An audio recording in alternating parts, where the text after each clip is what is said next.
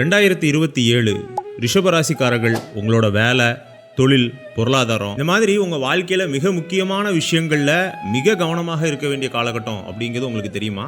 நீங்கள் ஆச்சரியப்பட்டாலும் அதான் உண்மை. 2027 6வது மாதம் உங்களுக்கு 7 சனி தொடங்குது. ஸோ அதை நம்மளால் தவிர்க்கவே முடியாது. எல்லா ராசிக்காரர்களுக்கும் 7 சனி வர்ற மாதிரி ரிஷபராசிக்காரர்களுக்கும் 2027 6வது மாதம் நடக்கக்கூடிய சனி பயிற்சியில் 7 சனி வருது.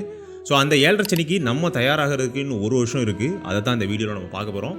மிக முக்கியமான ஒரு வீடியோ. உங்கள் வாழ்க்கையில் நீங்கள் இந்த 1 வருடம் எடுக்கக்கூடிய சில முன்னெடுப்புகள், முன்னெச்சரிக்கைகள், அதன் மூலமாக வரக்கூடிய 7 வருஷம் 2027 33 வரைக்கும் உள்ள காலகட்டம் அந்த 7 சனியை நீங்கள் எப்படி டேக்கிள் பண்ணலாங்கிறதா இந்த வீடியோ அலச போகுது. கடைசி வரைக்கும் பாருங்கள், ஒரு நல்ல புரிதல் கிடைக்கும். மனித வாழ்க்கையில் ஒரு நபர் 30 வருஷம் வாழ்ந்ததும் கிடையாது, 30 வருஷம் வீழ்ந்ததும் கிடையாது அப்படிங்கிற ஒரு வார்த்தை உண்டு. அதுக்கு காரணமே இந்த சனியோட சஞ்சாரம் தான். 12 ராசிகளில் கிட்டத்தட்ட 30 வருடங்கள் அவரோட சஞ்சாரம் இருக்கும். ஒவ்வொரு ராசிக்கும் 2.5 வருடம் அப்படின்னு பார்த்தீங்கன்னா கிட்டத்தட்ட 30 வருடங்கள் ஒரு சுத்த அவர் முடிப்பார். ஸோ இந்த 30 வருடங்களும் ஒவ்வொரு ராசிக்கும் 7 சனி, அஷ்டமத்து சனி, கண்டகச்சனி, பாதச்சனி, அது இதுன்னு எக்கச்சக்க சனிகள் நம்ம அதுக்கு கமர்ஷியலாக நிறைய பேர் வச்சுருக்கோம். அதன் அடிப்படையில் 2027 6வது மாதம் ரிஷப ராசிக்கு 12ஆம் இடத்துக்கு சனி பகவான் வரப்போறார். அதாவது மேஷ ராசிக்கு சனி பகவான் வரப்போறாரு சனி பயிற்சியில். அதோட விளைவுகள், அதுக்கு நம்ம எடுக்க வேண்டிய முன்னெச்சரிக்கை நடவடிக்கைகள் தான் இந்த வீடியோவில் நம்ம பார்க்க போகிறோம். ஃபர்ஸ்ட், உங்களோட வேலை, தொழில், பொருளாதாரம் இந்த மாதிரியான புறம் சார்ந்த வாழ்க்கையில் என்ன நடக்கும்? 2027 ஜனவரியிலிருந்தே உங்களுக்கு ஒரு விதமான பயம் அல்லது பதட்டம் அப்படிங்கிறது ஆரம்பிக்கும். நம்ம வேலை, நீடித்த வேலை இருக்குமா? நம்ம தொழிலில் சரியான லாபம் கிடைக்குமா?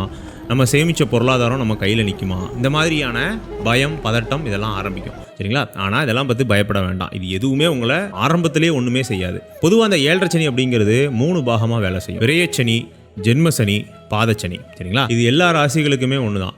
நம்மளோட ராசிக்கு 12ஆம் இடத்துல சனி பகவான் வரும்போது அது விரயச்சனி. அதாவது இப்போ உங்களுக்கு ஆரம்பிக்கிறது விரயச்சனி இல்லையா? அந்த விரயச்சனியை இப்போ நம்ம ராசியிலேயே செஞ்சிருக்கக்கூடிய சனி அப்படிங்கிறது ஜென்மசனி. அடுத்தது பாதச்சனி, நம்மளோட ராசிக்கு 2ஆம் இடத்துக்கு வரக்கூடிய சனி. அப்போ 2.5 மொத்தம் 7.5 வருடங்கள் இந்த 7 சனி அப்படிங்கிறது இருக்கும். ஸோ நம்ம ஃபர்ஸ்ட் இந்த தொழில், வேலை, பொருளாதாரம் இந்த மாதிரி விஷயங்கள்ல பெரிய ரிஸ்க் எடுக்கக்கூடாது. ஏன் இந்த 1 வருஷத்துக்கு முன்னாலேயே இந்த விஷயம் உங்களுக்கு தேவைப்படுது அப்படின்னா, பொதுவாகவே இந்த 7 சனி ஆரம்பிக்கிறதுக்கு ஒரு 6 மாதத்துக்கு முன்னாடியோ 10 மாதத்துக்கு முன்னாடியோ தான் அந்த குறிப்பிட்ட நபர் வேலையை விடுவாங்க. ஒரு பெரிய கடன் எடுத்து தொழில் ஆரம்பிப்பாங்க, இல்லை பெரிய கடனுக்கு ஜாமீன் கையெழுத்து போடுவார். ஏன்னா அப்போ தானே அந்த 7 சனி ஜென்மசனி காலகட்டத்தில் அவர் அவதிப்பட முடியும். சரிங்களா? ஸோ அப்போ நீங்கள் புரிஞ்சுக்கணும், இந்த வீடியோ எதுக்காக அப்படின்னா, நீங்கள் முடிஞ்ச அளவுக்கு உங்களை சேஃப்டியாக பார்த்துக்கணும். பொருளாதாரத்தில் இப்போ இருக்கிற பணத்தை ப்ரிசர்வ் பண்ண ஆரம்பிங்க. உங்கள் வேலையை கச்சிதமாக பிடிச்சிக்கோங்க. சிக்கனம் காட்டுங்க. தேவையில்லாத செலவுகளை குறைங்க. 3வது மிக முக்கியமான விஷயம், பெரிய இன்வெஸ்ட் பண்ணி தொழிலோ அல்லது உங்கள் தொழிலை ஸ்கேல் பண்ணுறேன்னு சொல்லிட்டு பெரிய அளவுக்கு கடன் வாங்குறதோ எல்லாத்தையுமே இந்த நேரம் அவாய்ட் பண்ணணும்.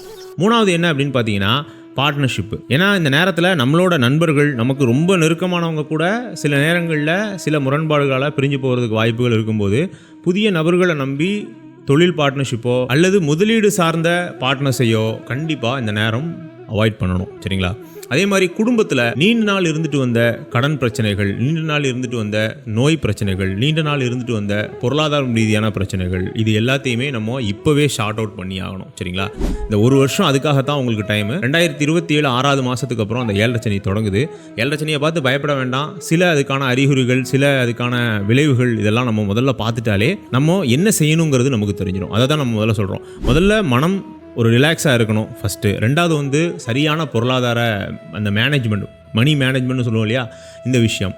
3வது என்னன்னா ரிலேஷன்ஷிப் மேனேஜ்மெண்ட். இது நிறைய பேர் கண்டுக்காத ஒரு விஷயம். நம்ம என்னதான் பொருளாதாரம் சம்பாதிச்சாலும், என்னதான் உடல் நலத்தை பார்த்துக்கிட்டாலும், ஒரு ப்ராப்பரான ரிலேஷன்ஷிப் மேனேஜ்மெண்ட் இருந்தால் மட்டும்தான் வீட்டுக்கு சந்தோஷமாக வர முடியும் இல்லையா? நம்ம மனைவி கூட பிரச்சனை இருக்குது, இல்லை குழந்தைங்க கூட பிரச்சனை இருக்குது, இல்லை அம்மா அப்பா கூட பிரச்சனை இருக்குது, உறவினர்கள் கூட பிரச்சனை இருக்குன்னா எப்படி நிம்மதி? அந்த நிம்மதியை எங்கே நம்ம சம்பாதிக்க முடியும்? வெளியில் நமக்கு நிம்மதிலாம் கிடைக்காது. வெளியில் பணம் தான் கிடைக்கும் இல்லையா? வெளியில் எத்தனை நண்பர்கள் இருந்தாலும் சரி, எத்தனை தொழில் பார்ட்னர்ஸ் இருந்தாலும் சரி, எத்தனை கொலீக்ஸ் வேலை செய்கிற இடத்துல இருந்தாலும் சரி, நம்ம குடும்பம் மாதிரி ஆகாது. அப்போ இந்த 7 சனி ஆரம்பிக்கும் போதே நம்ம ஒரு விஷயத்த உறுதியாக்கிடணும். என்னன்னா, குடும்பத்தில் எந்த பிரச்சனை வந்தாலும் அதை உடனடியாக சார்ட் அவுட் பண்ணிடுவேன். ஏன்னா இதெல்லாம் வர்றதுக்கான வாய்ப்புகள் 7 சனியில் அதிகம். சின்ன சின்ன முரண்பாடுகள் பெரிய பூதாகரமாகி அது மாற்ற முடியாத விளைவுகளை கொடுத்துரும். சரிங்களா? அடுத்தது மிக முக்கியமான விஷயம், உங்களோட உடல்நலம். உடல்நலத்தில் ரிஷபராசிக்காரர்கள் எப்போதுமே ஒரு சின்ன விழிப்புணர்வு எப்போதுமே இருக்கும். அவ்வளோ சீக்கிரம் உடல்நல பிரச்சனைகள்லாம் வராது 12 ராசிகளில். காரணம் என்னன்னா, உங்களோட 6ஆம் அதிபதியே சுக்கிரன் தான். சுக்கிரன் வந்து தன்வந்திரி கிரகம்னு சொல்லுவோம். அதாவது ராசிக்கும் 6ஆம் இடத்துக்கும் ஒரே சுப கிரகம், ஒரே அதிபதியாக வரக்கூடியது ரிஷப ராசிக்கு மட்டும்தான். இப்போ உதாரணத்துக்கு நமக்கு வந்து விருச்சிக ராசிக்கு கூட லக்னாதிபதியும் 6ஆம் அதிபதியும் ஒரே ஆளாக வருவார், அதாவது ராசியாதிபதியும் 6ஆம் அதிபதி கூட ஒரே ஆளாக வருவார். ஆனால் அங்கே என்ன வித்தியாசம் அப்படின்னா, செவ்வாய் வந்து ஸ்பாவத்திலே அவர் வந்து அசுபர், சரிங்களா? அவர் கொடுத்தாருன்னா பயங்கரமான நோய்களை கொடுப்பார் விருச்சிக ராசிக்காரர்களுக்கு. இதே சுக்கிரனை பொறுத்த வரைக்கும் பெரிய அளவுக்கு பிரச்சனைகள் இல்லாத, பெரிய அளவுக்கு நம்மளை துன்புறுத்தாத, சஃபரிங் இல்லாத நோய் பாதிப்புகள் தான் இருக்கும் வந்துச்சுன்னா, சரிங்களா? இது உங்களோட லக்னத்தை பொறுத்துலாம் மாறும். இருந்தாலும் ஜென்ரலாக நம்மளோட ரிஷபராசி பெற்றிருக்கக்கூடிய அந்த பாக்கியத்தை நான் இதில் குறிப்பிடுறேன், சரிங்களா? ஸோ இந்த நேரம் நம்ம என்ன பண்ணணும் அப்படின்னா, சாலிடாக நம்ம ஒரு வருஷத்துக்கு முன்னாடி இருக்கிறோம். இப்போவே நம்மளோட ஃபுட் ஹேபிட்டு, ஃபிட்னஸ்ஸு, நம்மளோட தூக்கம், இந்த மாதிரி விஷயங்களில் ஃபோக்கஸ் பண்ண ஆரம்பிக்கணும். முடிஞ்ச அளவுக்கு இந்த ஜங்க் ஃபுட் மாதிரியான விஷயங்கள்லாம் அவாய்ட் பண்ணிவிட்டு நல்ல நேர்த்தியான ஆர்கானிக் ஃபுட்டாக சாப்பிட ஆரம்பிங்க. நல்ல தூக்கம் தேவை, ஃபிட்னஸில் ஏதாவது ஒரு விஷயத்தில் கவனம் செலுத்துங்க. ஸோ இதெல்லாம் போதும். இதெல்லாம் வந்து நம்மளை தயார்படுத்துறதுக்கு 2027 ஏழரை சனிக்கு தயார்படுத்துறதுக்கு இதெல்லாம் போதும்.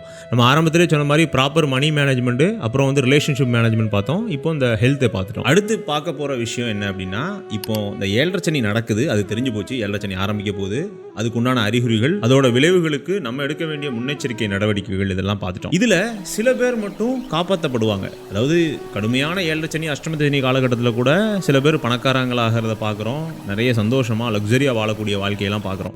ஸோ அதுக்கு காரணம் எதுவும் இருக்குதா, அப்படி நம்ம ஜாதகத்தில் எதுவும் விஷயங்கள் இருக்குதா அப்படின்னு பார்த்தீங்கன்னா, அங்கே தான் தசாபுத்திகள் வரும். அதுக்கு முன்னால் ரிஷப ராசிக்குன்னு சில விஷயங்களை நான் சொல்கிறேன். ஃபர்ஸ்ட், ரிஷப ராசி வந்து பார்த்தீங்கன்னா சுக்கிரனோட காரகம் பெற்ற ஒரு ராசி. இயல்பாகவே சுக்கிரன் அப்படின்னாலே நமக்கு உலக இன்பம், லக்ஸரி, குறிப்பாக பணத்தை எல்லா வகையிலையுமே அனுபவமாக மாற்றக்கூடிய ஒரு தன்மையை சுக்கிரன் கொடுப்பார். பணத்துக்கான காரகம் சுக்கிரன் கிடையாது. பணத்துக்கான காரகம் வந்து குரு. ஒரு ஜாதகத்தில் குரு நல்லா இருந்தால் தான் பணம் கிடைக்கும், சரிங்களா? அதை அனுபவிப்பாங்களா அனுபவிக்க மாட்டாங்களா அப்படிங்கிறத சுக்கிரன் குறிப்பார். இப்போ சிலர்லாம் பார்த்தீங்கன்னா நல்லா சம்பாதிப்பாங்க, ஆனால் அனுபவிக்க மாட்டாங்க. அவங்க பிள்ளைகள் வந்து அனுபவிக்கும். அதுக்கான காரணம் என்ன அப்படின்னா, அந்த அப்பா அம்மாவுக்கு குரு நல்லா இருக்கும், அதனால பணத்தை சேர்த்துருப்பாங்க. ஆனால் அந்த பிள்ளைகளுக்கு குருவை விட சுக்கிரன் கொஞ்சம் வலிமை அதிகமாக இருக்கும். அப்போ அந்த குழந்தைகள் அந்த சுக்கிரனோட காரகத்துவத்தை அனுபவிக்கும். ஸோ இந்த விஷயத்தை தான் நம்ம ரிஷபராசிக்காரர்கள் இந்த ஏழரை சனிக்கு அப்ளை பண்ண போகிறோம். உங்களோட சுக்கிரன் அனுபவிக்கக்கூடிய தன்மையை அதிகமாக உங்கள் ஜாதகத்தில் பெற்றிருந்தாரு. உங்களோட ஜாதகத்தில் சுக்கிரன் எங்கே இருக்காருன்னு பாருங்க. அவ்வளோதான். சுக்கிரன் உங்கள் ஜாதகத்தில் எங்கே இருக்காருன்னு பாருங்கள். உங்கள் ராசிக்கு 1, 4, 7, 10, அப்புறம் 5, 9 இந்த இடங்களில் உங்கள் ராசிக்கு, சரிங்களா? ரிஷப ராசியில் சந்திரன் இருக்கார் இல்லையா, அந்த ராசிக்கு 1, 4, 5, 7, 9, 10, 11 சேர்த்துக்கலாம். இந்த இடங்கள்லாம் சுக்கிரன் இருந்தார் அப்படின்னா நீங்கள் ஏழரை சனியை பற்றி கவலைப்பட வேண்டாம். உங்களுக்கு ஒன்றும் பண்ணாது, சரிங்களா? நீங்கள் பாட்டுக்கு உங்கள் வாழ்க்கையில் உங்களோட வேலையை, உங்களோட ஃப்ளோவை நீங்கள் அப்படியே கண்டினியூ பண்ணிக்கிட்டே இருங்க.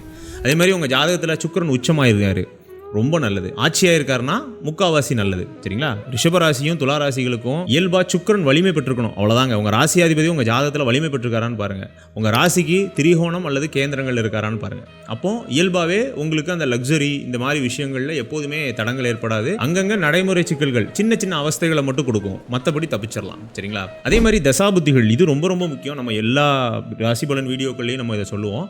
உங்களுக்கு இப்போ நடக்கக்கூடிய தசாபுத்தியை நீங்கள் கண்டிப்பாக தெரிஞ்சிக்க வேண்டியது உங்களோட கடமை, சரிங்களா? எப்படி ராசி பலன் பார்க்குறது நம்மளோட உரிமையோ, அதன் அடிப்படையில் தசாபுத்தியை நம்ம பார்க்க வேண்டியது நம்மளோட கடமை. ஸோ அந்த தசாபுத்தியை எப்படி கண்டுபிடிக்கணுங்கிறத இப்போ அந்த ஸ்க்ரீனில் தெரிகிற இந்த புகைப்படம் உங்களுக்கு சொல்லும். ஸோ அதன் அடிப்படையில் ரிஷபராசியில் 3 நட்சத்திரங்கள் இருக்குது. அந்த 3 நட்சத்திரங்களுக்கும் உங்களோட வயதுக்கு நேராக என்ன தசை நடக்குதோ அதை நீங்கள் பார்த்துக்கோங்க. இந்த தசைகளில் எது ரொம்ப நல்ல தசை அப்படின்னு பார்த்தீங்கன்னா, புதன் தசை நல்ல தசை. புதன் வந்து நடக்கிறவங்களுக்கு எந்த கவலையும் இல்லை. ஏன்னா இயல்பாகவே ஒரு 5க்கும் 2க்கும் 5க்கும் உடையவர் ரிஷபராசியை பொறுத்த வரைக்கும். சுக்கிர தசை பெருசாக வராது, ஒரு 70-80 வயசுக்கு மேலே தான் வரும்.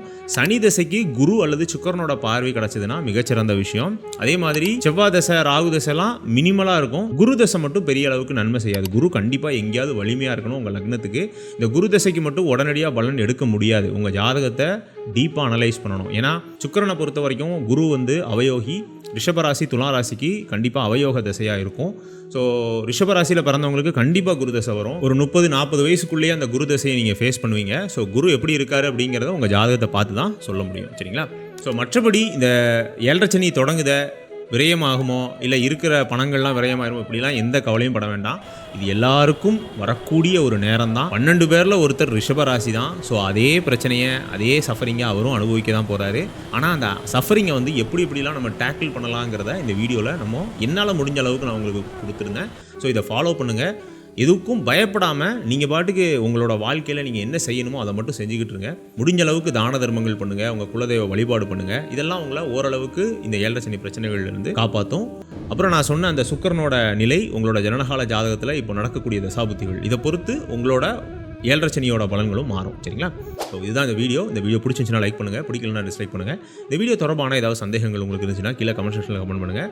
என்கிட்ட உங்களோட ஜாதகத்தை கொடுத்து தனிப்பட்ட முறையில் ஜாதக பலன்கள் தெரிஞ்சுக்கணும்னு நினச்சிங்கன்னா கீழே என்னோட வாட்ஸ்அப் நம்பர் கொடுத்துருக்கேன், அதில் என்னை நீங்கள் தொடர்பு கொள்ளலாம். மீண்டும் இதே போன்றதொரு நல்ல வீடியோவில் நான் உங்களை சந்திக்கிறேன்.